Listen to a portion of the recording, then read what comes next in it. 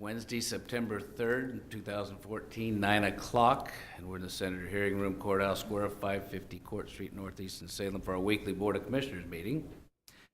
We start the meeting with the Pledge of Allegiance, so please join us. I pledge allegiance to the flag of the United States of America and to the republic for which it stands, one nation, under God, indivisible, with liberty and justice for all.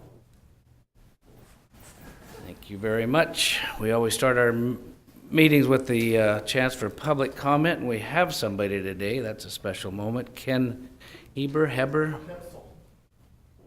Oh, there it is. H-E-T. S-E-L, yes, sir. Excuse me. I think I should put on my glasses before I read things. Good morning, Commissioners. My name is Kenneth Hetzel, and for the record, I live at 745 Harris Street Southeast here in Salem.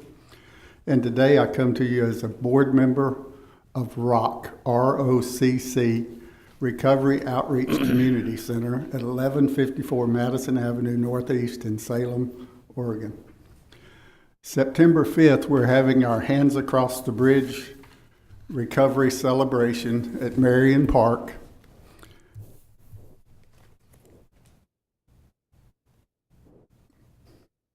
And we have about 20 healthcare providers coming. We have churches coming. We have nonprofits coming to support us and provide information to all the people that come. We expect between 200 and 300 people. City Councilman Chuck Bennett sponsored a grant for us, got us money to pay for our park rental and our speaker fees.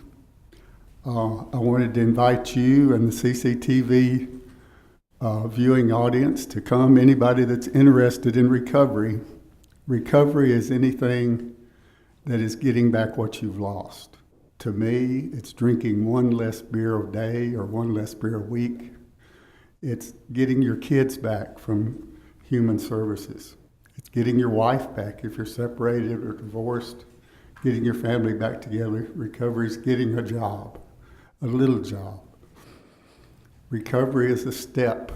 It goes up, it goes down. You fail, you try again, you fail, you try again, you succeed.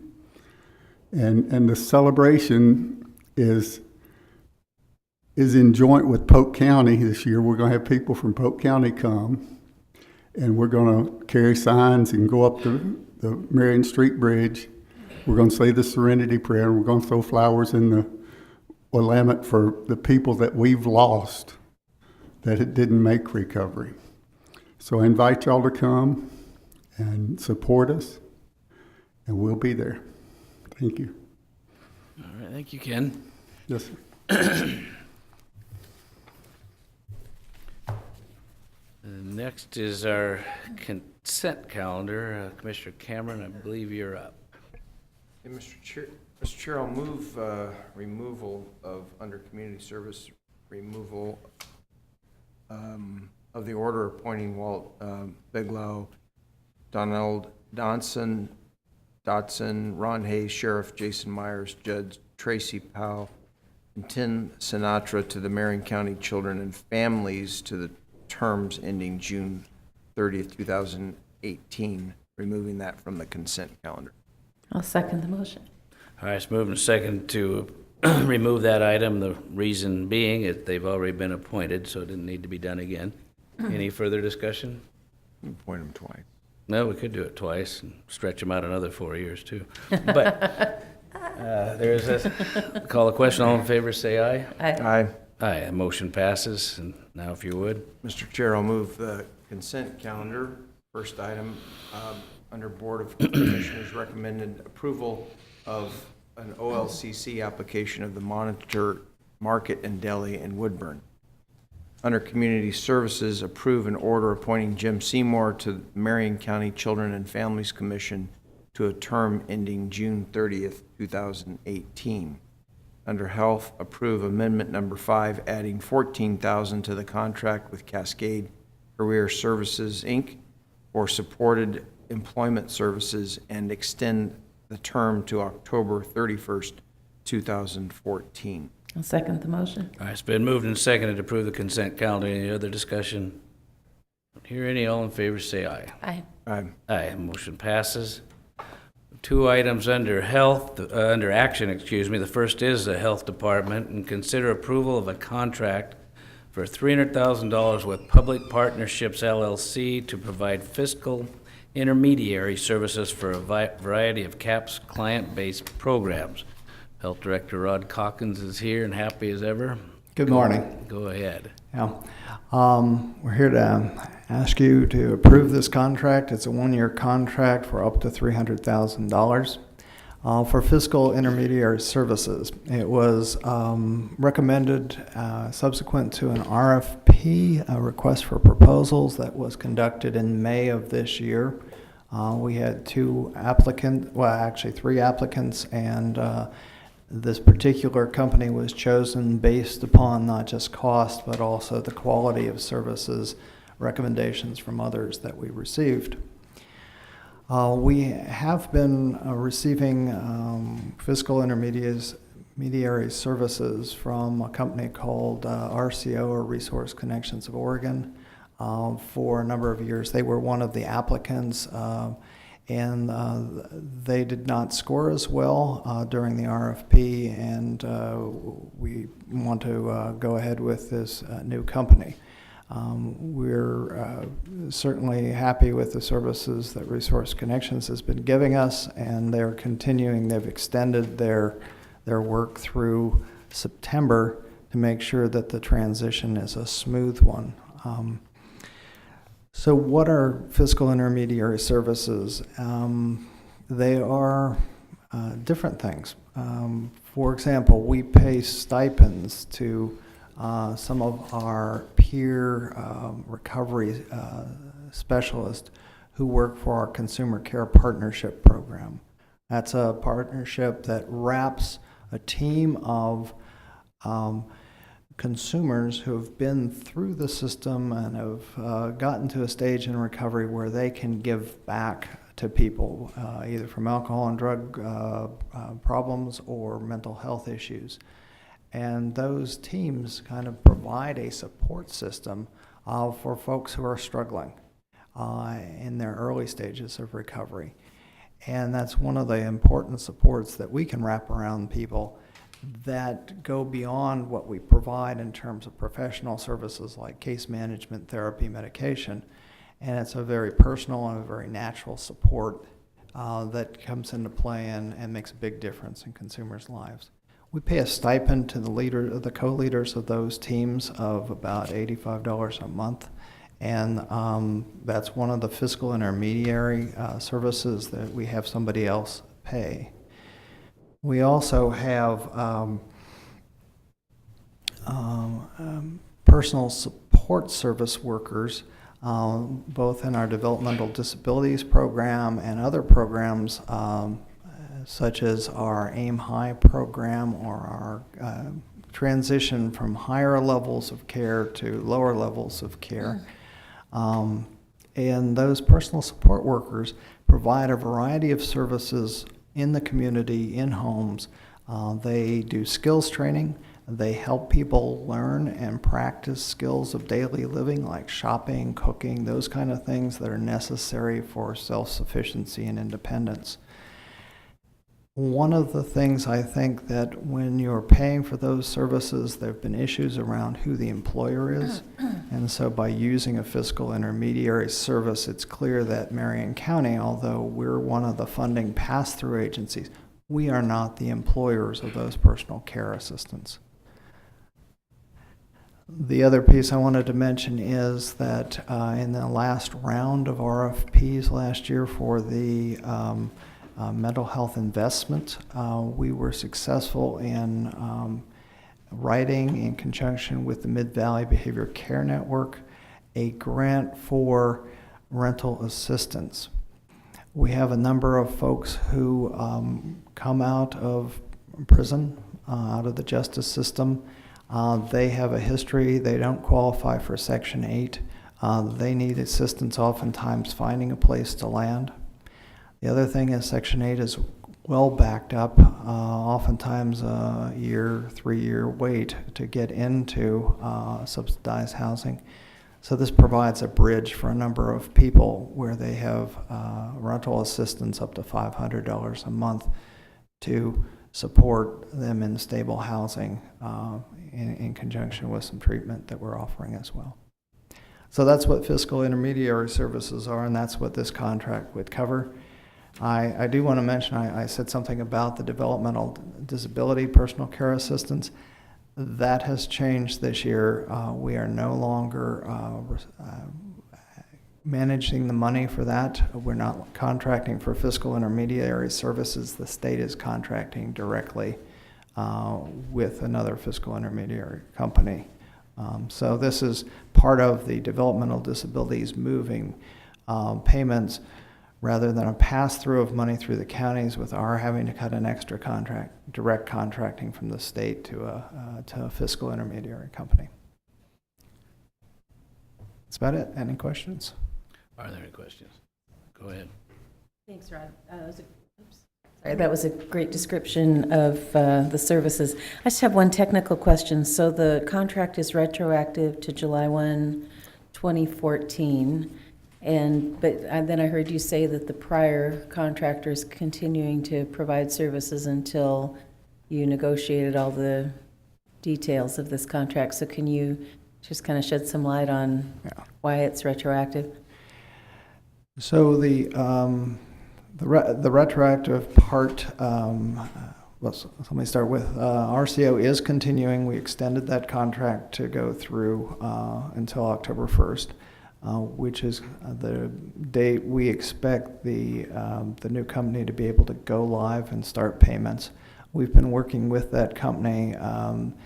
One of the things about the company was that they have a web-based service, and that we've been working with them to design what that web portal is going to look like for our specific services that we're contracting for. So we've been working with them. They have not been paying checks, though. So there isn't like a backlog of money that we need to pay them. The contract calls for our putting about a 1-month advance payment down when the contract is signed, and that's the money they use to pay the first month's checks, and then they bill us based upon what their expenditures are, and we'll keep about that much money in advance throughout the contracts and square up at the end of the year. So I think the retroactiveness of the contract to July 1st is that's when we started working with them, but the payments aren't being they're not being retroactively made. Okay, so if I can restate it then, no money's going to be exchanged until after the contract's approved, but they started doing work on behalf of Marion County prior to the contract being signed, so this just sort of protects them so that the work that they were doing isn't work not under a contract? Is that Right. the reason? Yeah. Go ahead. That's correct, Mr. Chair, Commissioners. It's because giving them access or working with them on the design portal and through the IT type process and to be able to go live once a contract is signed, we'd want to have certain assurances and confidentiality and stuff like that. So those kind of provisions are the ones that backtrack to July 1st to cover that initial transactional IT work. Makes sense. Okay, so Mr. Chair, I would move approval of a contract for $300,000 with Public Partnerships LLC to provide fiscal intermediary services for a variety of CAPS client-based programs. I'll second. All right, it's moved and seconded to approve the contract with Public Partnerships LLC. Any further discussion? I just have one. That thought of kind of working with someone and some arrangement to get paid doesn't sound quite right, so perhaps we'll talk about that another time. Anything else? Then call a question. All in favor, say aye. Aye. Aye. Motion passes. Thank you, Rob. Thank you. Our second item is under Public Works. We consider approval of an order delegating authority to the planning director to consider the extension of water outside the city of Silverton. Brandon Reich is here. Go ahead, Brandon. Good morning, Commissioners. For the record, Brandon Reich, staff representing the Planning Division of Public Works. Tom O'Connor has made a request to be provided with water by the city of Silverton because the well on his property has failed. The city is working with Mr. O'Connor on extending water to the property once the property is inside the city limits, but still outside the urban growth boundary. In 2002, a number of properties were added to the city but left outside the urban growth boundary so that the city could provide them with water because their wells were failing. A number of properties, for various reasons, did not join with the city at the time to receive water, and this was one of those properties. Because the extension of water in this case would be outside the urban growth boundary, the board must approve the extension. Marion County Rural Zone Code allows the Board of Commissioners to delegate the authority to give such approval to the planning director. It appears that delegating the authority in this case would reduce the length of time of the decision-making process while still providing opportunities for public involvement. Before you today is an order delegating authority to the Marion County Planning Director to consider whether the extension of water outside the city is consistent with the Marion County Comprehensive Plan. Staff recommends the order be approved as provided. With that, I'm available for any questions you may have. Are there? Just one. Go ahead. comment if so thank you, Brandon. And so you came to the board and said, what do you want to do about this, right? And we said, bring it here and let's delegate it to the planning director. So the only request that I think I would make is that if for some reason it doesn't go as smoothly as you think and we need to do something else, that you would come back and let us know. Absolutely. All right, thank you. Brandon, as I commented at that work session, I'm happy that Silverton's willing to do this and certainly want to make it work, but what goes through my mind, at what point does it get too far from Silverton? Are there other properties that you've heard of, or what would be the procedure that they appeal for the same relief? This is an area that was identified by the state 15 years ago as a special type of groundwater limited area. So it's already been identified as an area where the aquifer isn't replenishing water the way people are drinking the water out of it. So I'd heard some 400 acres got brought into the city of larger parcels, and a number of smaller parcels. This is within that area that's already been identified where the parcels have already been brought into the city, and this is just one of a handful that were left out. So for what we know right now, there are not other areas in the county that are have the water limited to this extent, and this is kind of a defined designated area already, an additional property within that. So it's not going too far beyond where the city already is. In fact, it's partially adjacent to existing city limits. Okay. Anything else? All right. Good. Mr. Chair, I'll move approval of an order delegating authority to the planning director to consider the extension of water outside the city of Silverton. Second. All right, it's moved and seconded, approving the order that delegates authority to the planning director. Any further discussion? I hear none. All in favor say aye. Aye. Aye. Aye. Motion passes. Thank you, Brandon, for all your work here. That's all we have on our list. No public hearings. The last to do is to read the places we'll be together in this coming week. At noon, we meet in Woodburn at Luisa's Taqueria, 523 Front Street in Woodburn for the Woodburn-Marion County meeting. That is available to the public if you'd like to come by. Thursday, 9:30 to 11:30. Department head elected officials meeting, Commissioners Boardroom, 5th floor, 555 Court Street Northeast. That's here in the Courthouse Square building. That's followed at 3 o'clock to 4 o'clock by PACE, Property and Casualty Coverage for Education. It's a follow-up orientation with Kayla Warr and others. That'll be in the Silverton Conference Room, 5th floor, Courthouse Square. Monday, 8 o'clock to 3, Association of Oregon Counties, Governance, Legislative Committee and Board Meeting, Local Government Center, 1201 Court Street Northeast in Salem. Tuesday the 9th, 7:30 to 8:30, the State and Marion County meeting, Covered Bridge Cafe, 510 North 3rd Avenue in Staten, and just like the one in Woodburn, that's available to the public. Monday, the 9th, is our Board of Commissioners Chief Administrative Officers meeting, executive session, and if needed pursuant to ORS 192-660-2A, B, F, and I, Silverton Conference Room, 555 Court Street in Salem. That's 9 to 11. And then Wednesday, 7:30 to 9, Marion County Chiefs of Police meeting, Marion County, or McNary Golf Course, Restaurant, 155 McNary Estates Drive in Kaiser. Our next board meeting will be 9 o'clock Wednesday, the 10th, and that's followed in the afternoon on the 10th with the Economic Development Advisory Board meeting in the Commissioners Boardroom, Courthouse Square, 5th floor, and that's 3:30 to 5. All right, anything else you'd like to bring up? Perhaps just- comment on that police chiefs, county chiefs meeting might be. Well, I just wanted to add one meeting that I didn't see on the list, and that's the Public Safety Coordinating Council. Okay, Is meeting on September 9th, Tuesday, from 4 to 6 on the 5th floor. And I think what happens is because 2 commissioners aren't going, it doesn't hit the list, but it is a public meeting, and we probably ought to notice it, so we'll need to talk to okay. board office and figure that out. And the Chiefs of Police meeting, this is a meeting that's been going on for a long time. I was invited a couple months ago because they wanted to hear about the transition on the Public Safety Coordinating Council. And so they've just kind of put it as a standing thing on my calendar so I can go when I can, but I'm not sure if someone else, Kevin, do you have it on your calendar too? I've been trying to get Right. there, but I've always had conflicts, but Yeah. it goes 'cause I don't have it.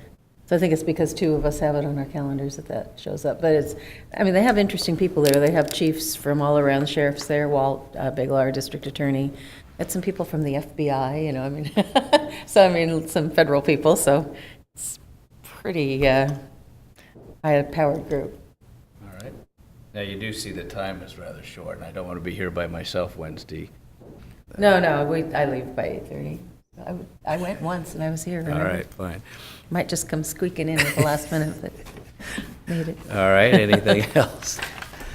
If not, we'll call this meeting adjourned.